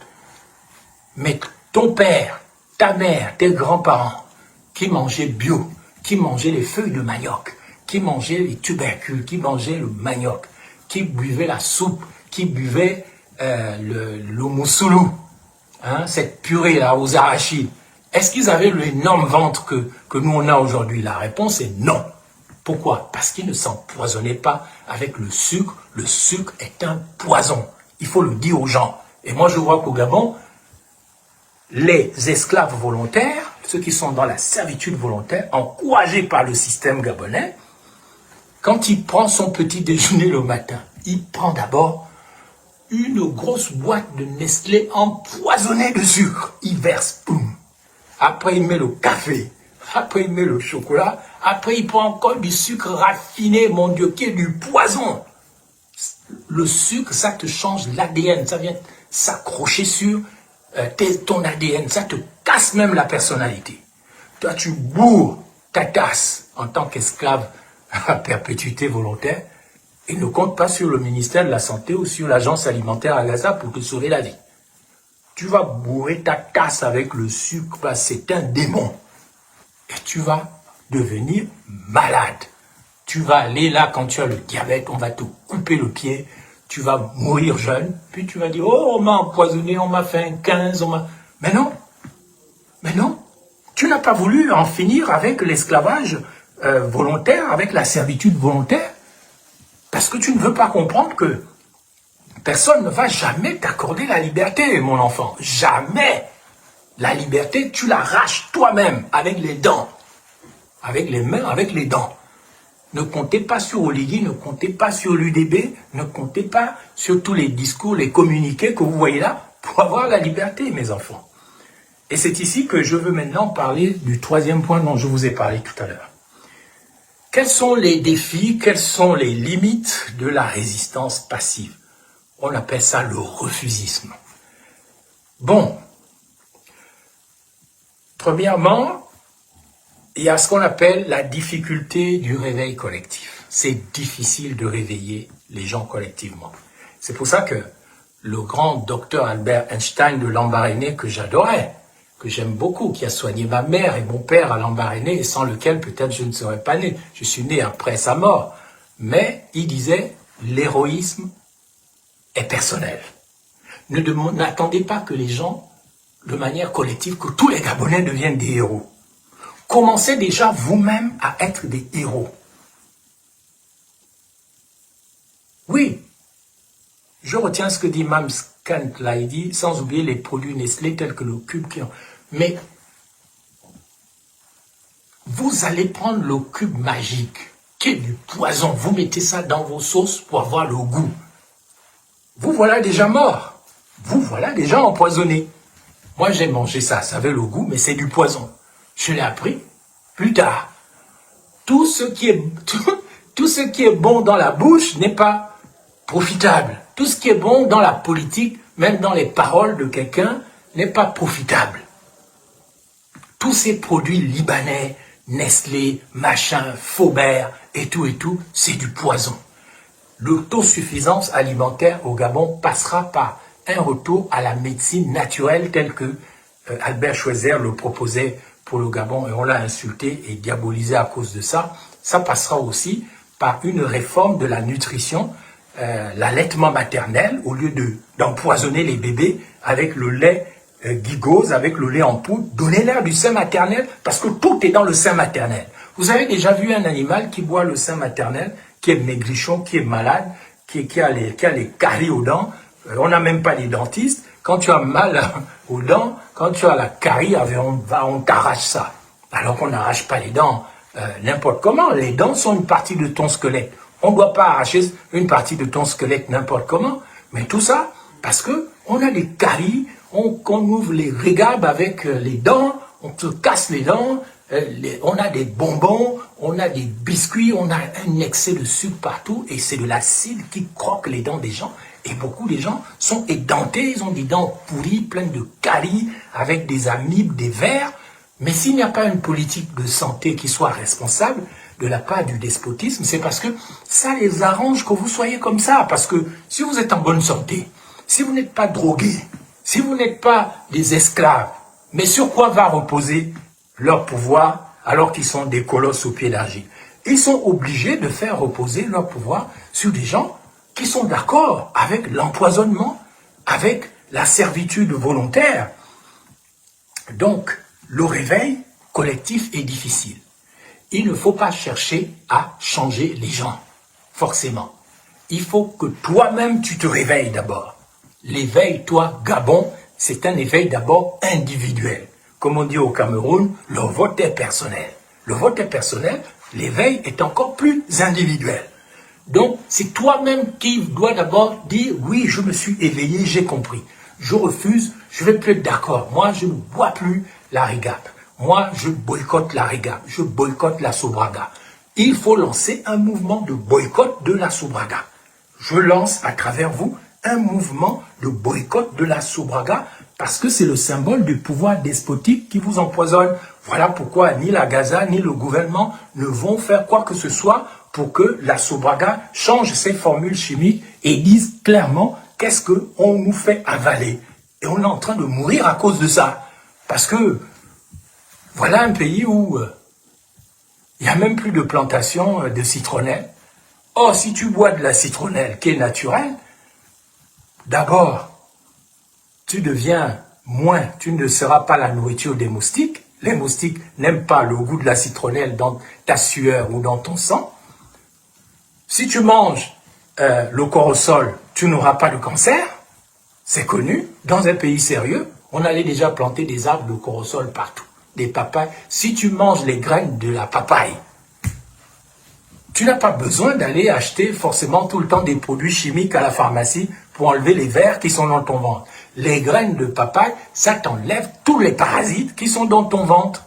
Et toute ta merde qui est dans ton ventre sera assainie. Mais on ne veut pas vous le dire. Mais parce que il faut qu'on vous vende de la merde, il faut qu'on vous vende de la chimie pour que vous ne vous éveillez jamais. Tout est dans la nature. Malheureusement, le système despotique qui a été installé par les despotes, il ne vous dira jamais ce qu'il faut faire pour être en bonne santé, à part vous mentir que oh, c'est enfin un autre essor vers la félicité, alors que tu ne t'es pas éveillé. Il n'y a pas d'essor vers la félicité si tu ne t'éveilles pas. Et l'éveil est individuel. Donc c'est chacun qui doit s'éveiller sans attendre que tout le monde s'éveille. Et quand il y a 10 sur 1000 qui sont éveillés, quand ils vont se retrouver, ces éveillés, ils vont être une force du réveil. Donc, dans les défis, dans les limites de la résistance passive, je reconnais que il y a aussi la peur des représailles. Oligui, le système gabonais, les systèmes despotiques, eux, ils mettent en place un système de représailles, la DGR, le B2, la torture, les menaces, tout ça pour maintenir l'isolement des individus. C'est pourquoi tu ne dois pas provoquer le système bêtement en disant « je suis candidat à la mort, je veux être martyr, je veux mourir ». Parce que quand tu fais ça, tu donnes ton consentement. Là encore, tu es un esclave. Tu dois dire comme le Christ « je ne mourrai pas, je vivrai ».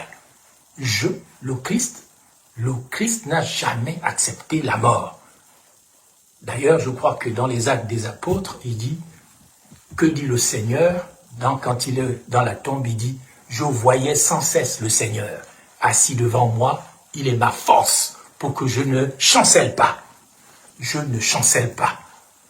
Donc, il ne faut pas être des candidats à la mort. Il ne faut pas accepter l'idée de martyr, être mort, parce que quand tu es mort, tu es mort. Cherche à vivre, cherche à te manifester. C'est ça l'éveil. Refuser de mourir. Pas parce que pour toi on va te mentir que oh, la mort c'est la fin de la jouissance, c'est la fin du plaisir, mais tu t'en fous.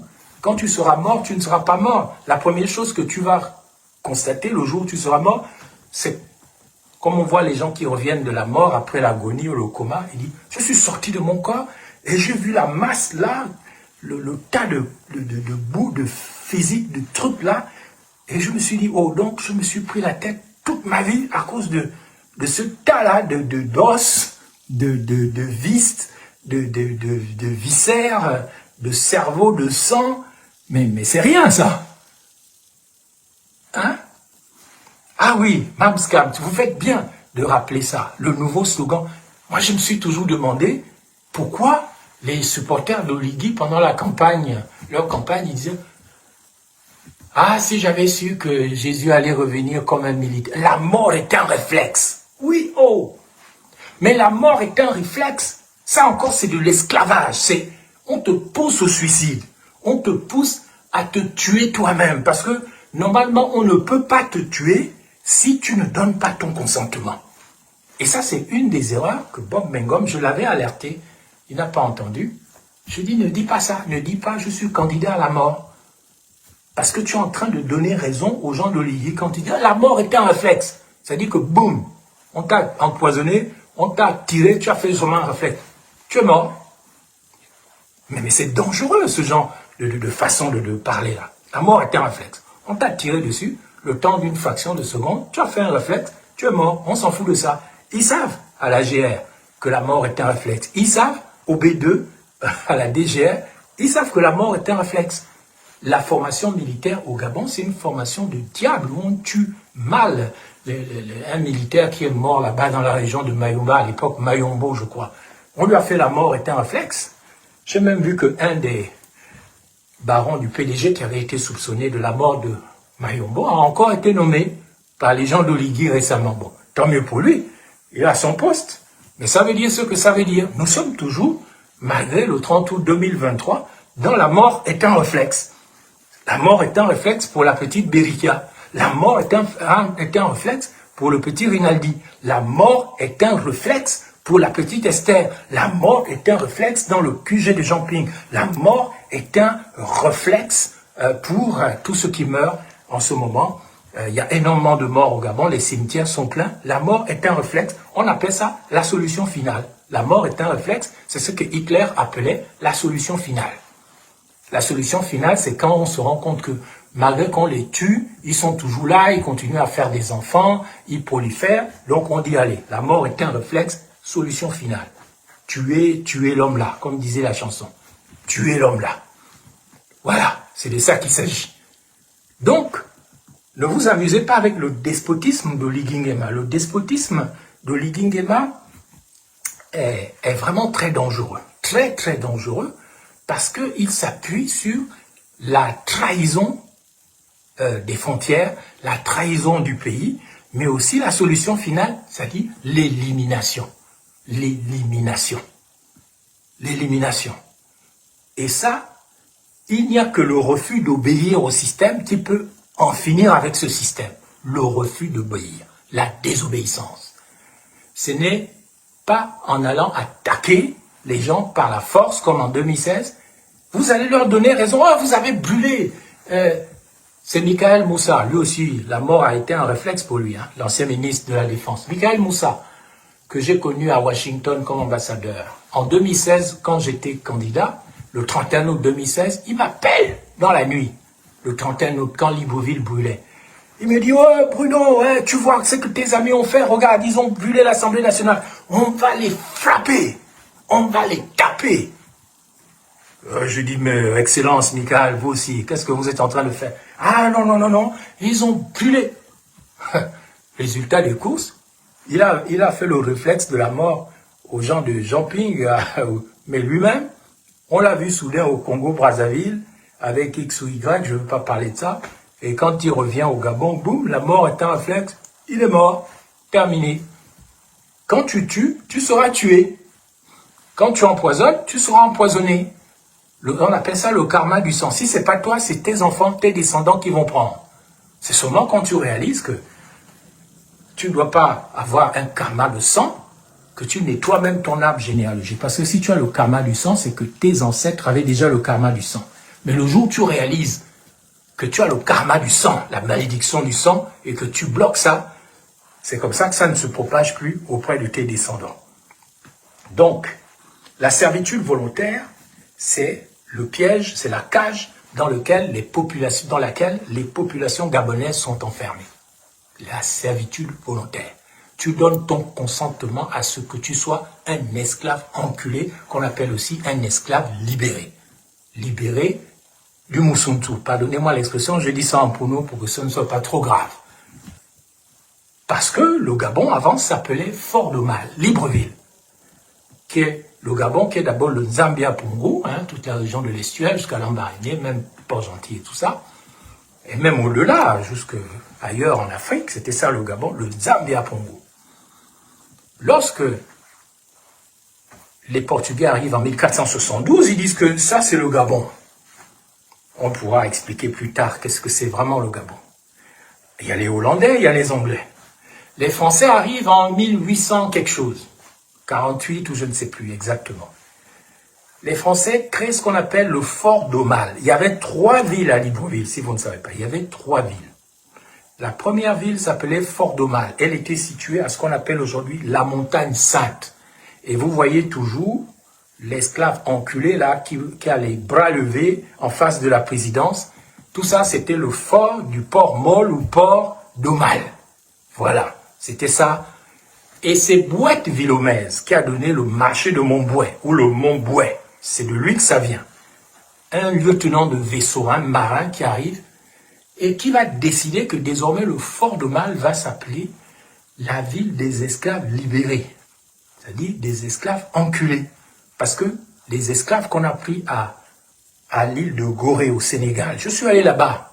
Je suis allé à Gorée. Je suis allé voir. On m'a dit que c'est là que les esclaves qui sont allés créer Libreville, pour changer le nom de Libreville, le fort d'Aumale à maintenant ville des esclaves, ils sont partis de là parce que c'était déjà eux, des esclaves enculés qui étaient là, on ne les envoyait pas en Amérique. Ils étaient un peu comme dans le film Django Unchained, ils étaient des esclaves de maison. C'est ceux-là qu'on a pris.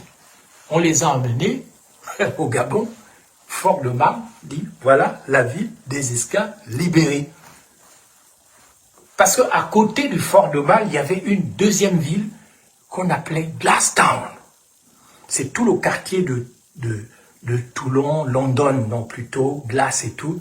Et dans cette ville, on ne parlait pas français. On ne parlait que l'anglais, peut-être un peu du hollandais. C'était une deuxième ville. Il y avait plusieurs villes. Et tout est devenu maintenant la ville des esclaves libérés, Libreville. C'est important que l'histoire du Gabon soit re-racontée à la génération alpha, c'est-à-dire la génération des moins de 12 ans, à la génération Z, les adolescents, les jeunes adultes qui ont 30 ans, parce que tout le poids du Gabon, d'après, va reposer sur vous. Ma génération, nous ne sommes chargés que de vous instruire, de vous former. Parce que nous n'avons plus le temps, forcément. C'est le temps, c'est pas pour nous. Sauf si on a la chance. Mais à tout moment, on peut quitter ce monde. Mais nous avons le devoir de former les enfants, les ados, les jeunes adultes, pour qu'ils deviennent une génération consciente de ce qu'est ce pays et de ce qu'est le continent africain.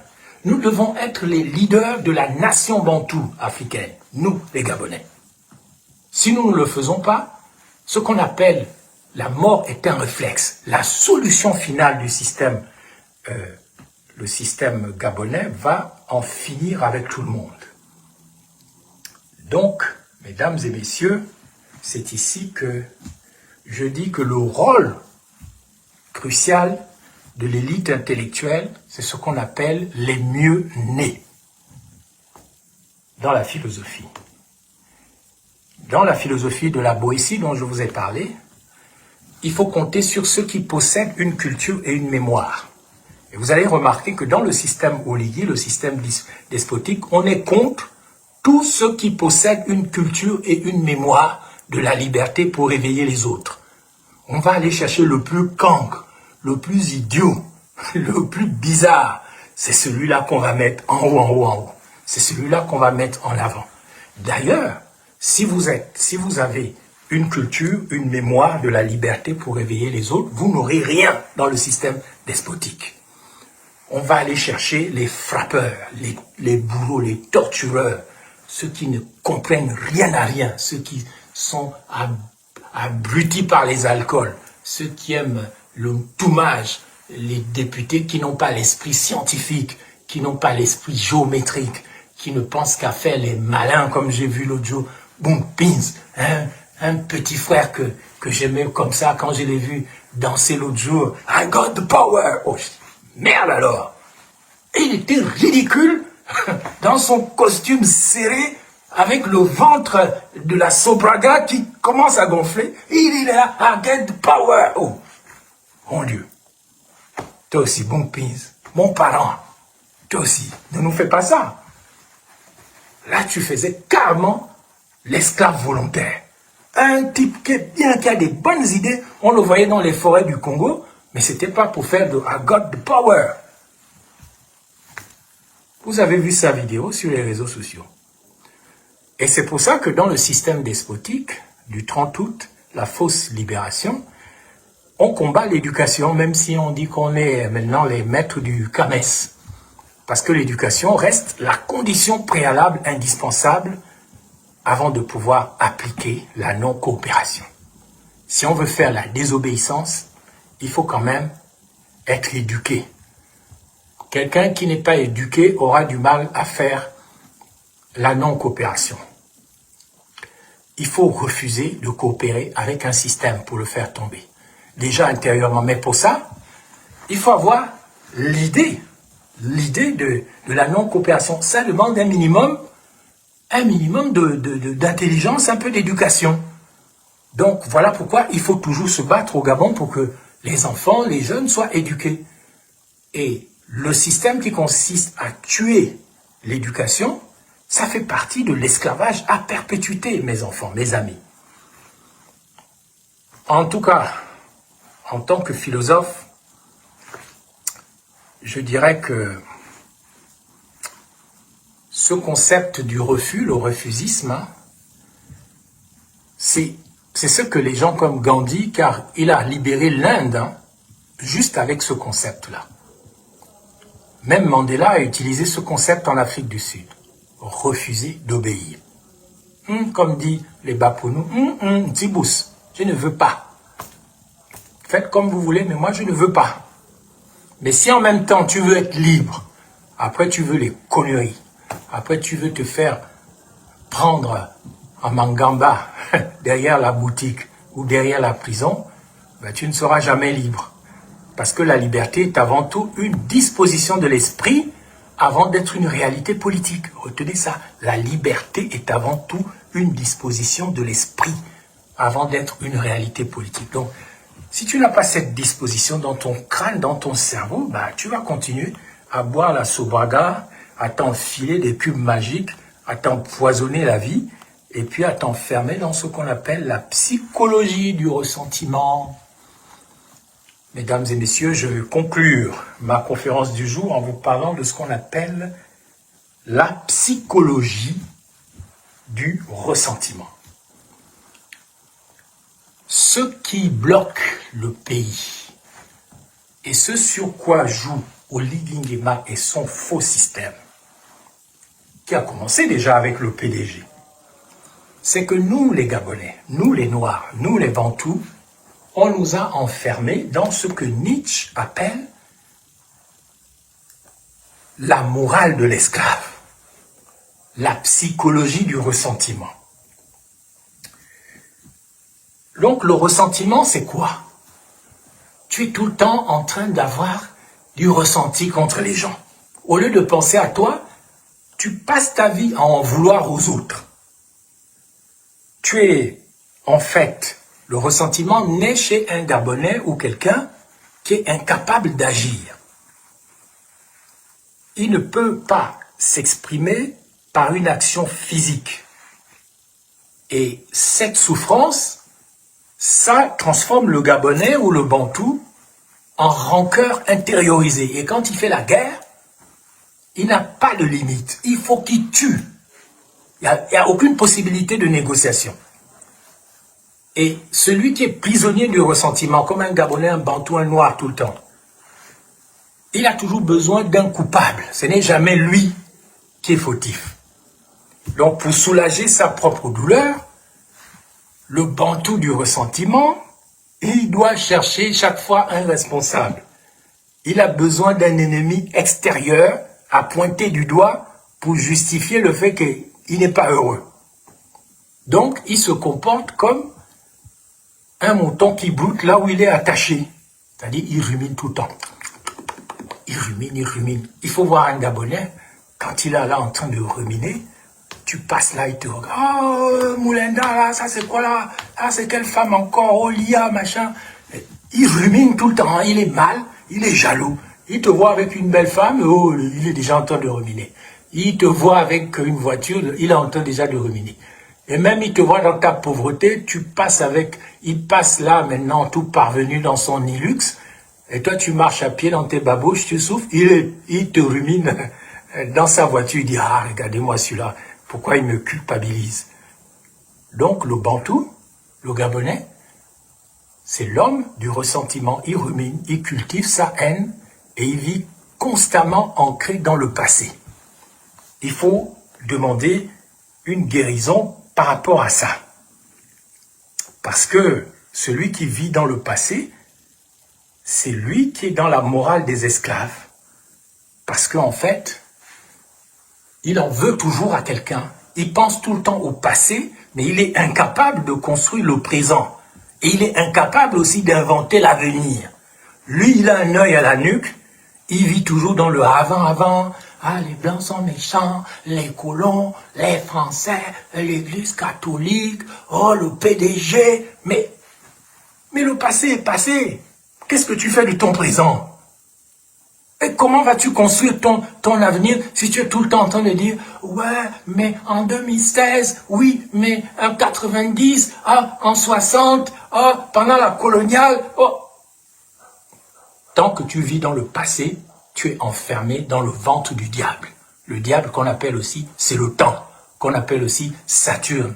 La planète Saturne a un anneau autour d'elle. C'est comme l'anneau d'un chapeau. En fait, tu tournes en rond. Tu tournes en rond. Voilà pourquoi vous avez en fait, dans la fausse géométrie urbaine du Gabon, parce qu'il n'y a pas de géométrie sacrée dans le dessin des villes et des villages du Gabon, parce que normalement, si on voulait faire un urbanisme de la liberté au Gabon, on ne devait pas avoir une statue de l'esclave enculé en face de la présidence. On ne devait pas aussi avoir les deux chaises qu'on a mis au Carrefour Rio en train de s'enculer. Pardonnez-moi l'expression. Mais vous observez, moi je suis un spécialiste de l'architecture. Vous ne pouvez pas, si vous êtes intelligent, vous ne pouvez pas dire que l'esclave enculé qui est devant la présidence, c'est une bonne représentation du Gabon. Vous ne pouvez pas dire que les deux chaises qui sont l'une sur l'autre en train de se faire enculer au Carrefour Rio, ça c'est une représentation de l'architecture urbaine d'un pays qui veut être composé d'hommes libres. Mais les gens qui sont des savants, des hommes de culture, comme nous sommes les ennemis du Gabon d'avant. Du Gabon enculé. Du Gabon, du CTRI et du PDG. Le Gabon des bâtisseurs. Les bâtisseurs, les vrais bâtisseurs, c'est pas l'UDB. Les vrais bâtisseurs sont dans nos cultures, on les appelle les Orungu. À Port-Gentil, la communauté des Orungu. Parce que beaucoup de Mienais sont des Pounou mériers qui ont fait des enfants avec les gens venus d'ailleurs. Au lieu de s'appeler maintenant, avant, comme leurs parents, Bouka, ils ajoutent le Ré, ça fait Rebouka. Ils appellent Renjambe. Le Njambe, c'est le Njamba, le Njamba, le Mujamba, le Lo. Rindama, le caoutchouc dans le Ndama. Rapochombo, Pochombo, c'est le caoutchouc. Ndambu, c'est Ndambu, vous voyez ce que c'est. On nous interdit l'étude de la génétique, l'étude des symboles et l'étude de la linguistique pour faire de nous des esclaves enculés en permanence. C'est ça, le Bantou du Gabon. Pour servir qui? La servitude volontaire, le système du faux coup de libération, de la fausse liberté. C'est de ça qu'il s'agit. Et donc, vous ne pouvez pas avoir une architecture qui a oublié l'architecture indigène, et on vient vous dire, vous là, restez des esclaves enculés. Pourquoi? Vous êtes des esclaves enculés, restez comme ça, c'est bon, c'est même ça qui est bien. Comment on va vous imposer ça? Ben, on va vous imposer ça en vous faisant insulter votre père et votre mère parce qu'ils vivaient dans le village. Or, dans les villages, c'est là-bas même qu'il y a la vérité. On va vous dire, oh, tu n'es qu'un sale indigène. Mais vous savez ce que ça veut dire indigène? Indigène, ça veut dire celui qui était là avant. C'est ça que ça veut dire. Aborigène, indigène, c'est celui qui était là avant.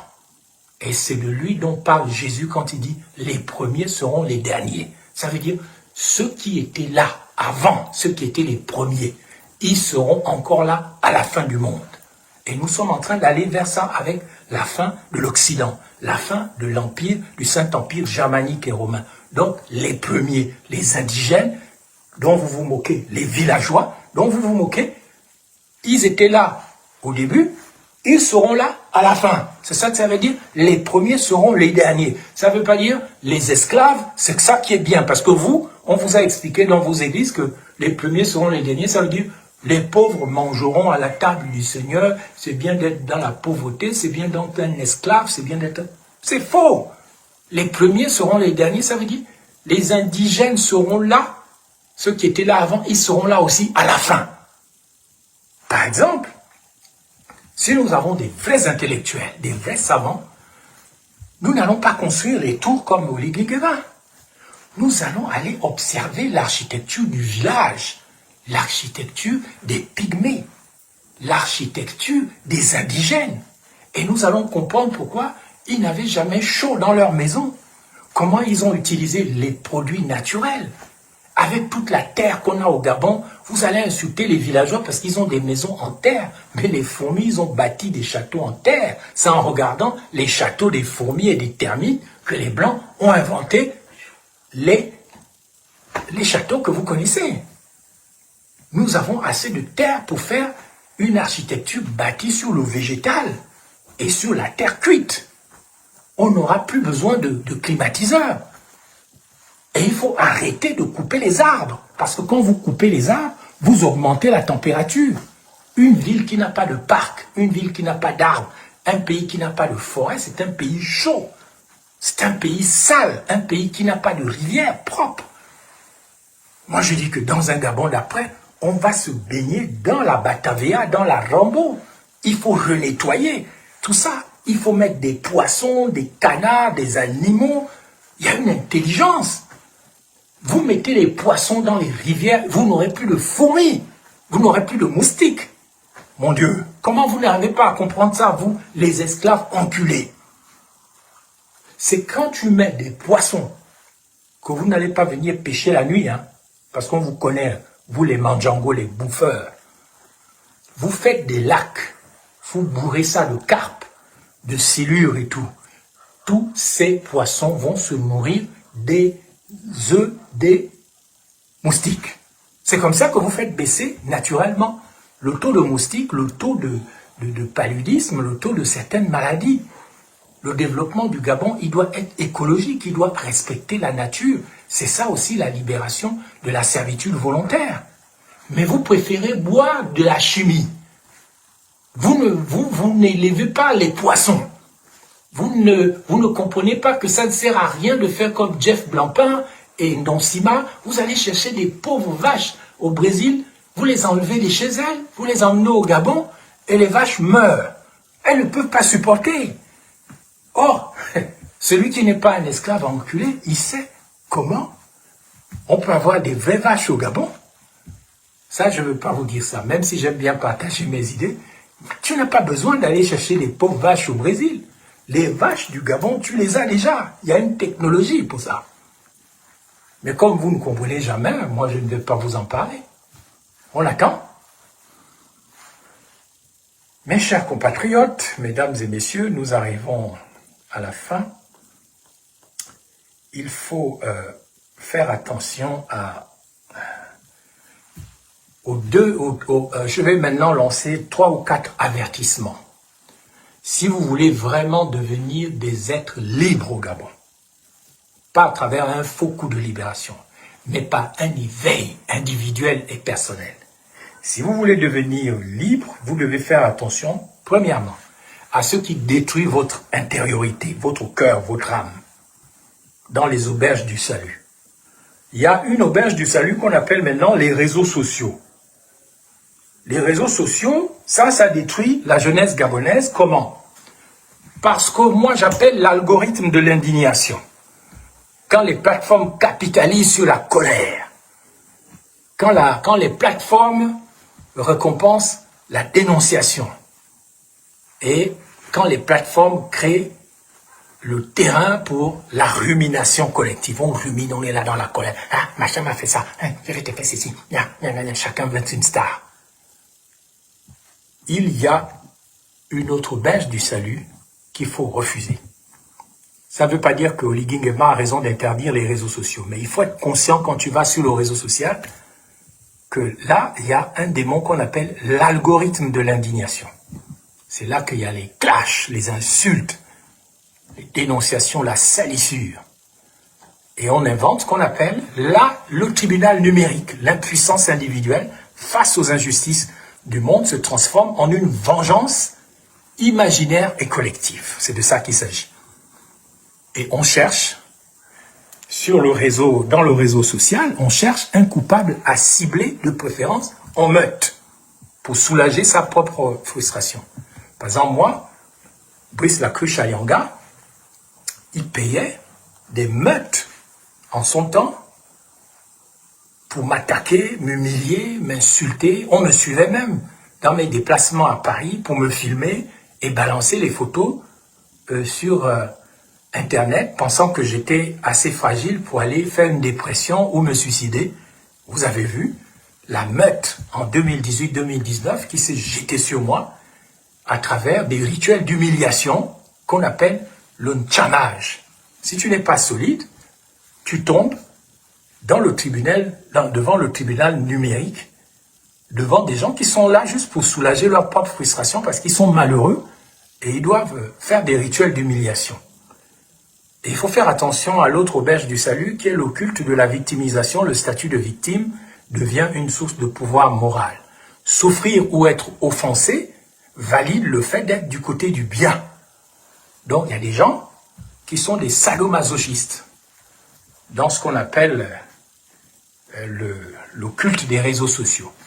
Plus il souffre, plus il montre sa souffrance, que ce soit sa souffrance sexuelle, amoureuse, physique, il se victimise et il devient finalement, il se fait prendre dans l'esclavage à perpétuité, dans la victimisation, au lieu de devenir un être libre.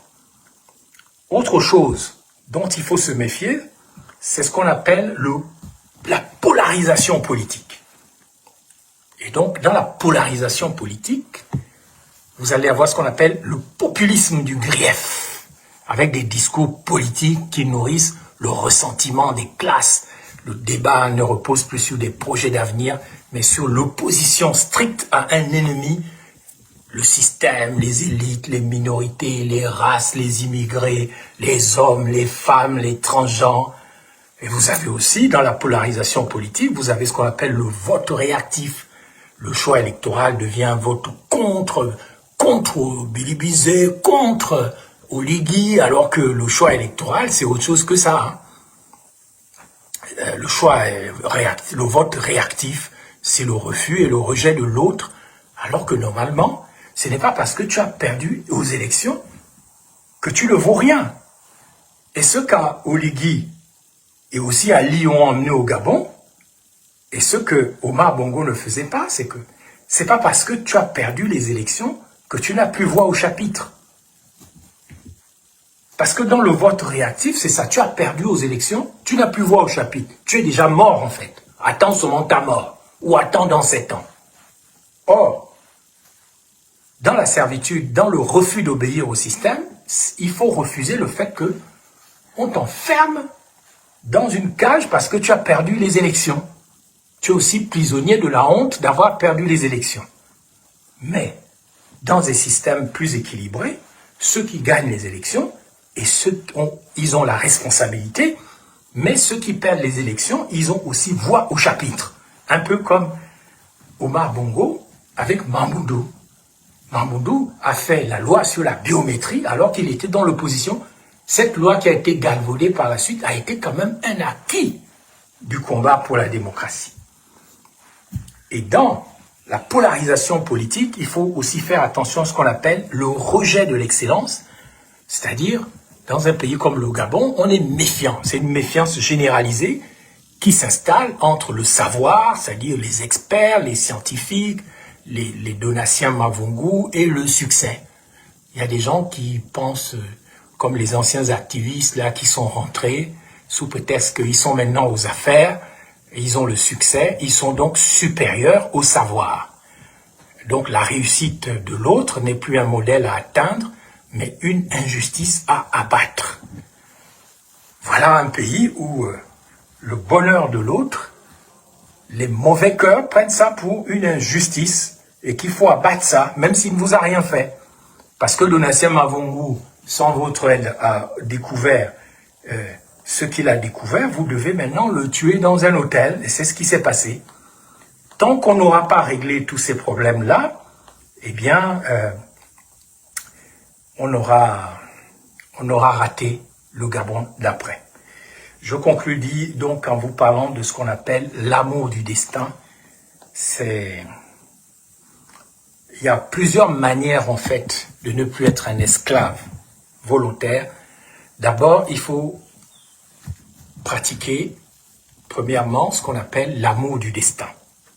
Et ça, c'est un concept qui a été créé par Nietzsche.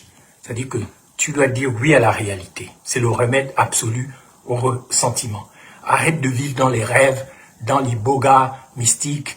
Là, je ferai tout un live sur l'iboga. C'est pas le sujet du jour. Il faut se réconcilier avec la réalité. Il faut être réaliste. Et il faut accepter tes blessures. L'injustice ou la douleur que tu as subie ne doit plus être vue comme un poison. Mais ça doit devenir comme une force mentale pour te construire toi-même en acceptant tes blessures. Ensuite, tu dois te demander à chaque fois, est-ce que je suis prêt à revivre cette action et ses conséquences une infinité de fois. Cela va te forcer à agir de manière positive, affirmative et non par réaction. Est-ce que je voudrais encore, est-ce que je pourrais dire comme Martin Luther King, à la fin de sa vie, j'en ai fait une chanson, mais je ne vais pas la chanter, je vais juste dire les paroles. Il disait à Dieu, si je me trouvais au début des temps, si j'entendais le Tout-Puissant me dire encore, ô mon enfant, choisis encore ta vie, choisis de revivre. Je me tournerais vers le Tout-Puissant et je lui dirais, Dieu, permets-moi encore de vivre ici et maintenant, encore une fois. Donc il ne faut pas avoir de regrets. Et Gandhi disait à la fin de sa vie, je ne veux pas revivre, mais si je dois revivre, je veux vivre plus pauvre que la vie que j'ai vécue maintenant. Donc arrêtez de regretter vos vies, d'être dans ce que les Bapounou appellent l'omunyongu. Parce que l'omunyongu, ça tue. Hein. Tu es tellement dans l'amertume, dans la haine, tu n'aimes pas ta vie, tu es dégoûté de tout, tu es dans la dépression, Non, arrête ça. Voilà pourquoi tu dois pratiquer ce qu'on appelle l'oubli actif et la digestion psychologique. Il ne faut pas que tu aies honte d'oublier. L'oubli n'est pas une faiblesse, mais une force active de fermeture. Arrête, Gabonais, Bantou, Noirs, Africains, arrêtez de vivre tout le temps dans le passé. Oubliez ça un peu. Avancez. C'est ce qu'on appelle la fonction de digestion psychologique. Et pas tout le temps, les blancs, nous ont, machin. Mais oui, les blancs t'ont tapé, mais toi aussi tu peux les taper. Donc, faculté d'oublier. Ensuite, fermez les portes. L'homme fort ou la femme forte n'est pas une femme rebelle ou un homme enculeur. L'homme fort ou la femme forte subit des blessures, mais il ne les laisse pas s'infecter. Il passe immédiatement à autre chose. Le ressentiment s'éteint, faute de nourriture mentale. Ah oui, c'est de ça qu'il s'agit. Je répète, il faut se détacher du passé. Il faut refuser de laisser les événements d'hier dicter tout le temps votre humeur d'aujourd'hui. Arrêtez de boire les boissons de la Sobaga, ça vous maintient dans le passé. Écoutez-moi bien, le passé est mort. Seule l'action présente compte. Ensuite, pratiquez ce qu'on appelle la noblesse du mépris, mes chers enfants. C'est-à-dire la noblesse du mépris plutôt que de la haine. Vous devez ignorer les offenses des gens. on peut t'insulter de haut en bas, tu t'en fous. Si quelqu'un te nuit, si quelqu'un te fait la haine, et que cette haine revienne à lui-même. Parce qu'il ne faut pas donner du pouvoir sur vous aux gens qui vous haïssent. Ah, je sais de quoi je parle. Celui qui est noble préfère le mépris ou l'indifférence. Il ignore les offenses des gens. Ensuite, si tu veux pratiquer la noblesse du mépris, c'est-à-dire tu refuses la haine, tu dois prendre la hauteur tout le temps. Ton adversaire ne mérite pas que tu gâches ton énergie psychologique à le détester. Ton indifférence est la plus haute des victoires, mon enfant. Et je conclurai en disant maintenant, Gabonaises, Gabonais, Africains, Noirs, personnes du monde d'après, sachez pratiquer ce qu'on appelle la sublimation et la créativité. C'est-à-dire, premièrement, tu dois transformer ta pulsion. Te venger physiquement n'est pas un problème, mais il ne faut pas pouvoir se venger physiquement. Parce que ça détourne ton énergie, toi qui m'écoutes. Ensuite, essaye de devenir aussi poète de ta vie.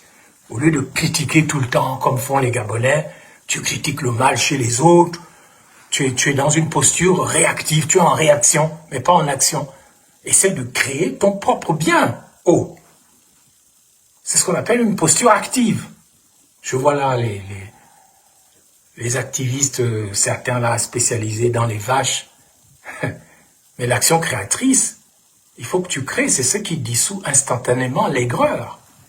Ah oui, parce que si tu ne fais pas ça, tu restes un esclave à perpétuité. Et le dernier point de la sublimation et de la créativité, c'est quand tu pratiques ce qu'on appelle le dépassement de toi-même. C'est-à-dire quand tu concentres toute ton énergie sur ta propre croissance. C'est ça qu'on appelle la volonté de puissance positive. Il y a des gens qui disent « Ouais, nous les Noirs, machin, on est ceci, les animistes, les traditionalistes, nous aussi, il faut qu'on ait la volonté de puissance. » Mais est-ce que tu sais même ce que c'est que la volonté de puissance? La volonté de puissance, c'est quand, en réalité, tu sais concentrer ton énergie sur ta propre croissance, plutôt que sur la surveillance ou le jugement du voisin. Ceux qui passent leur vie à observer les voisins, ils ne seront jamais des êtres puissants, parce qu'ils passeront leur vie à regarder par le trou de la serrure ce que font les autres. Je me souviens quand j'étais gamin, ma mère me disait « Il ne faut pas regarder les gens par le trou de la serrure ». Alors pour nous, on dit « Ouya dokmin ». Ouya dokmin. Ne regarde pas la vie par le trou de la serrure. Elle me disait, regarde, les trois singes, ils font comme ça, ferme ta bouche, ferme tes oreilles, ferme tes yeux, pour te concentrer sur toi-même au lieu de regarder le monde par le trou de la serrure, espionner les gens et parler en diarrhée verbale tout le temps. Partout, partout, partout. C'est les leçons que je voudrais que vous tiriez, mes chers enfants, du Gabon et du monde d'après, de cet enseignement contre la servitude volontaire, contre le faux coup de libération du 30 août 2023, contre l'assassinat par empoisonnement de Gaël Minguidi, un policier qui a refusé l'essor vers la félicité, la fausse félicité, c'est-à-dire la magie sexuelle. Ça a été aussi une conférence contre le ressentiment qui fait de vous des esclaves à la morale d'esclaves, c'est-à-dire tout le temps tourner vers le passé au lieu de construire le présent et de regarder vers l'avenir. Tel est l'enseignement de ce jour dominical. J'espère que malgré sa longueur, vous retiendrez quelque chose de bon du docteur Imhotep M, alias Ben Moubamba. Que Dieu bénisse le Gabon et le monde d'après, et que le Gabon soit libre.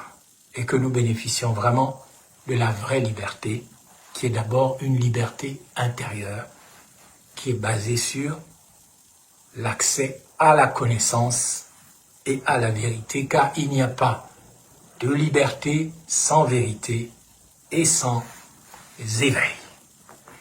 Bonne fin de journée et à plus tard.